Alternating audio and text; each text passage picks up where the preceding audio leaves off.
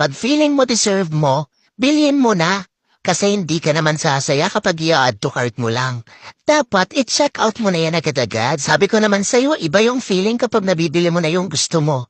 Iba yung satisfaction, di ba? Mura lang naman tapos titipirin mo pa yung sarili mo. Alam ko ang tagal mong nagtiis tapos ang tagal mong pinag-iisipan kung bibilhin mo ba to. Ay naku Mars, hindi na dapat to pinag-iisipan. Sa susunod na araw, magsisisi ka kapag nakita mong naubusan ka na naman ito. Tapos sisisihin mo na naman. Pag feeling mo deserve mo, bilhin mo na. Kasi hindi ka naman sasaya kapag i-add to cart mo lang.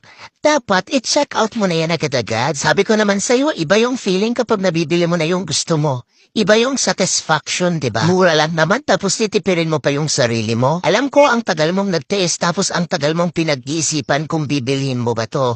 Ay naku Mars, hindi na dapat to pinag-iisipan. Sa susunod na araw, magsisisi ka kapag nakita mong naubusan ka na naman ito. Tapos sisisihin mo na naman.